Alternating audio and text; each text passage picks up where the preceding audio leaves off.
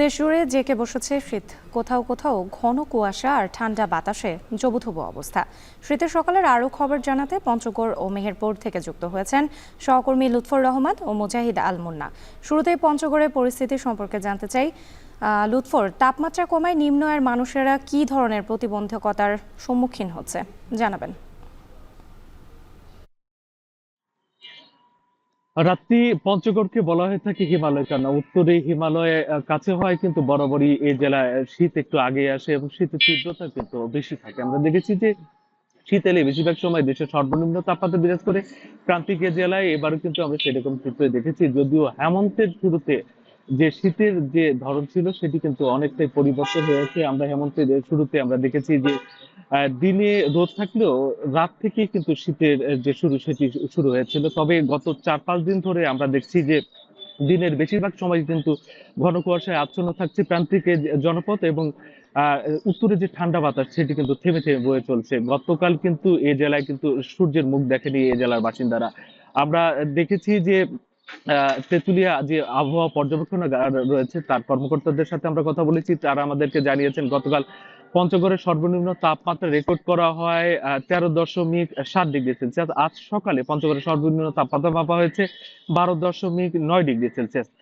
গতকালের চেয়ে কিন্তু তাপমাত্রা আজকে কিছুটা কমেছে, এবং চারপাশে কিন্তু প্রচন্ড ঘন কুয়াশা আচ্ছন্ন রয়েছে। এবং আমরা দেখেছি যে দূরপাল্লার যানবাহন থেকে শুরু করে যে সকল যানবাহন রয়েছে তারা কিন্তু হেডলাইট জ্বালিয়ে চলাচল করছে।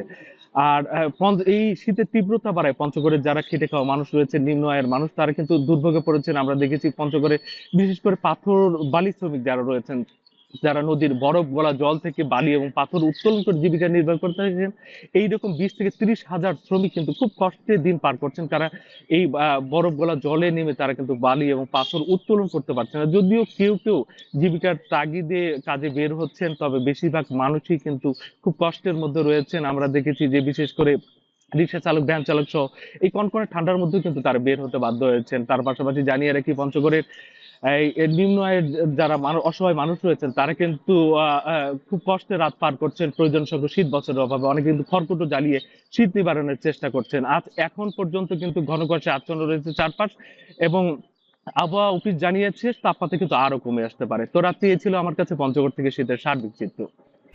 এবার যেতে চাই মেহেরপুরে মুন্নার কাছে। মুন্না, এতক্ষণ তো আমরা শুনছিলাম পঞ্চগড়ের পরিস্থিতি। আজ সারাদিনে সকাল থেকে কিন্তু সূর্যের দেখা মেলেনি পঞ্চগড়ে। তো মেহেরপুরের অবস্থা আসলে কি? মেহেরপুরে তাপমাত্রা কেমন আজ দেখতে পাচ্ছেন, আর কোনো দুর্ভোগের কি কোনো খবর রয়েছে কিনা?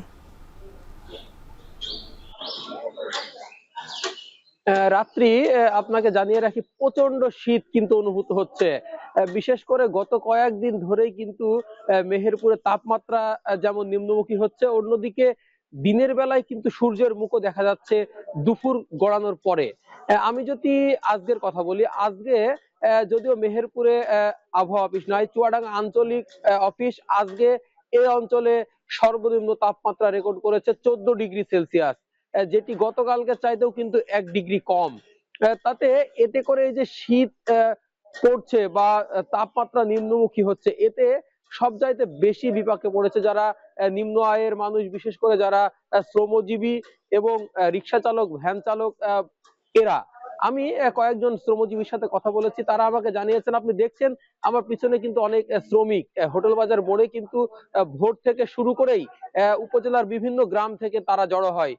কিন্তু এই শীতের কারণে গত কয়েকদিন থেকে যেমন শ্রমিকের সংখ্যা কমেছে, অন্যদিকে মালিকের সংখ্যাও কিন্তু কমে গেছে। অনেকেই এই শীতের কারণে ভোরবেলায় উঠতে পারছে না, যার ফলে তাদের কাজগুলা কিন্তু তারা ঠিক মতো পাচ্ছে না।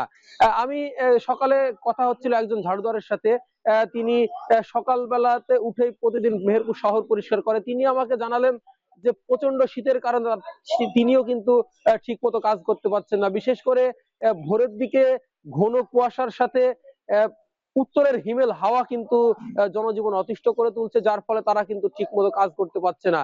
তবে শ্রমিকরা আমাকে জানিয়েছেন, যেহেতু তারা কাজ করতে পারছে না, আবার বাজারও ঊর্ধ্বমুখী, সব মিলিয়ে তারা কিন্তু প্রচন্ড কষ্টের মধ্যে রয়েছে। এছাড়া আমি যদি আপনাকে বলি, অন্যান্য পেশা যারা আছে, বিশেষ করে যারা রিক্সা চালক, ভ্যান চালক, ইজি বাইক চালক, এরাও কিন্তু অনেক কষ্টের মধ্যে রয়েছে, কারণ অতিরিক্ত শীতের কারণে তারা ঠিক মতো কাজ করতে পারছে না। আবার অতিরিক্ত শীতের কারণে কিন্তু রাস্তাঘাটে অন্যান্য সময়ের চাইতে, স্বাভাবিক সময়ের চাইতে কিন্তু লোকজনের উপস্থিতিও কম।